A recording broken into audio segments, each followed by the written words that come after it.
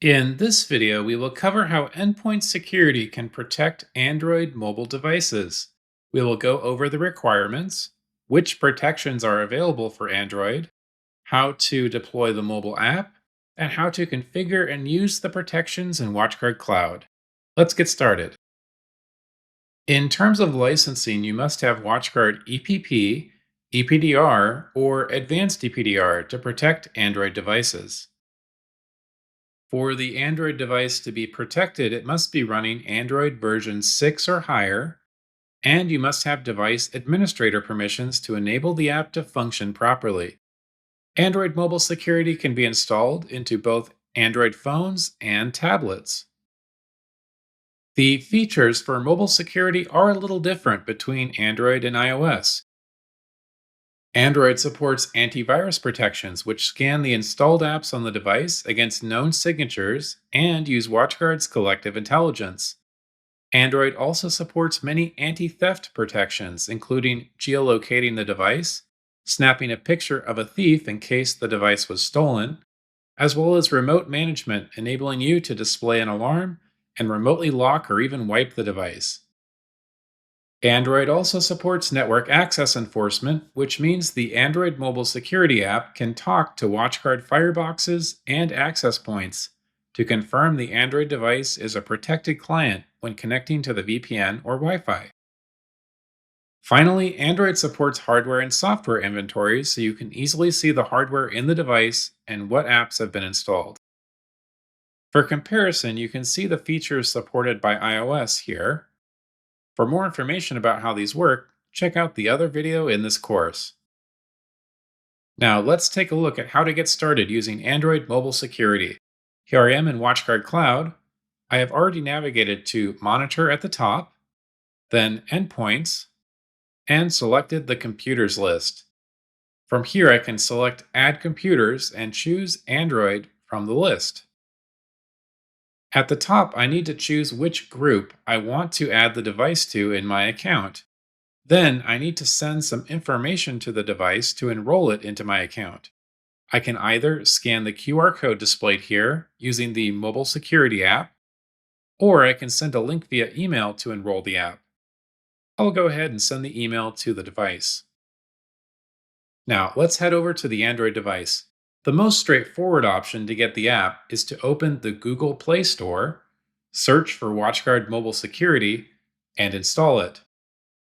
If this Android device is already set up with a mobile device management or MDM solution, I could also deploy the app through that system as well. Once the app is installed, I will open it, and here you can see the option to scan the QR code, which is the same QR code we just saw in my WatchGuard Cloud account. This is an easy option to use if I have the device in front of a computer logged into WatchGuard Cloud. If I am working on the device away from a computer, or maybe I want the user to complete the enrollment process themselves, then sending the email makes more sense.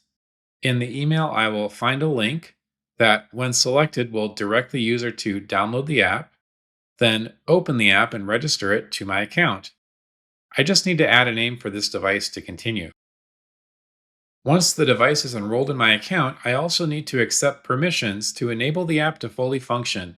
The two permissions we see here are required for the app to collect information about the device and perform the antivirus scanning. After accepting these, the app is running and protecting my device. At any time, I can open the app and go to antivirus if I want to initiate a scan of the installed apps on the phone. If I go to anti-theft, you can see that this is currently disabled. And if I go to About, you can see some more information about the version of the app and the device ID. When I go back to the computers list in WatchGuard Cloud, I now see the Android devices showing up in the list, and I can click into it for more information. Across the top, you can see the anti-theft and remote management functions are currently disabled.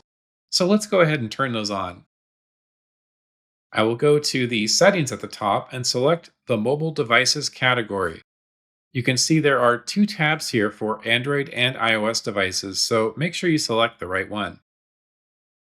I am just using the default settings right now, so I will click Add in the top right to create my own. Under Updates, I can restrict the app to only update over Wi Fi if I have data caps on my mobile data. This controls any updates to signature files and other data the app needs to function, while updates to the app itself are handled by the Google Play Store settings. Under Antivirus, I have two options. The first controls the real time protection, which monitors app activity when apps are launched. The second option preemptively scans any apps from an unknown source, which means apps that are installed from outside of the Google Play Store. I can also enter exceptions for specific apps if I want to disable scanning for them.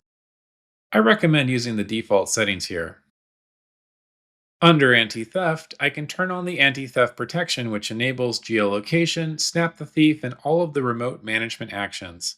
I have some additional options if I want to disable geolocation specifically. I can automatically snap the user after 3 failed unlock attempts, and I can enable privacy mode, which gives users the ability to turn off geolocation and snap the thief if they want. Now that I have turned on anti-theft, I need to apply the settings to a group or the device. I will go back to my device in the computers list, select the settings tab, and apply my new settings. After enabling anti-theft, if I go back to the mobile security app, I can see the app is asking for some additional permissions. These are required to allow functions like the alarm, geolocation, and snap the thief to function properly. Because you must allow this second set of permissions for the anti-theft protections, I recommend that you configure anti-theft before onboarding the device so that all of the permissions can be allowed at the same time when you first set up the app. Back in the details for the Android device, now that I have enabled anti-theft and accepted all of the permissions in the app, the management options across the top are enabled and I can start to use them as needed. Locate will try to find the device using the GPS information and will display where it is on the map along with the current battery level.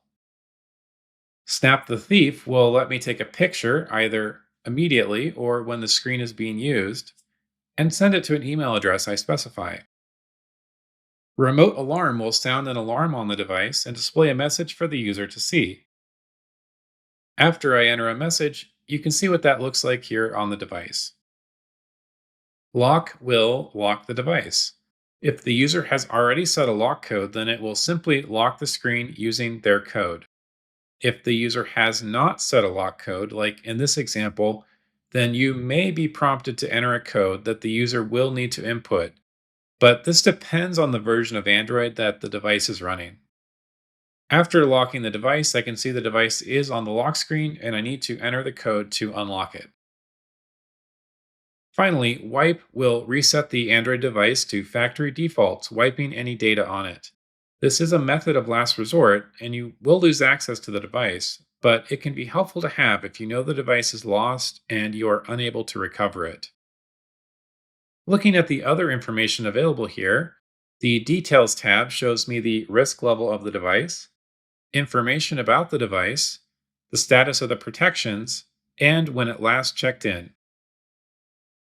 The Detections tab shows me any detections that the antivirus engine has found.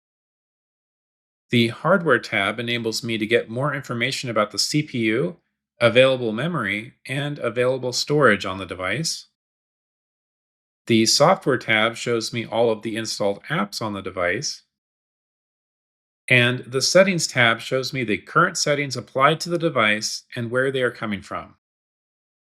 In the top right, I also have some additional options to refresh the device information, move the device to another group in my account, delete the device from my account, and run an antivirus scan. When I run the antivirus scan, I can choose the scope of the scan. Then it will create a new task to run the scan and display the results. If I want, I can also create a new scheduled scan task here in the Tasks menu to regularly scan this device as well. That does it for Android mobile security. In this video, we covered the requirements and features of endpoint security on Android devices and the permissions that are required to enable the protections. We looked at how to install the WatchGuard mobile security app on an Android device and how to register it to our account using an email link or QR code. I recommend that you configure your anti theft settings ahead of time so that all of the required permissions can be allowed during the initial setup of the app. We went over the anti theft actions that an administrator can take to secure the device if it is lost or stolen, looked at the hardware and software details that we can see to inventory the device in WatchGuard Cloud, and saw how we can use tasks to set up antivirus scans.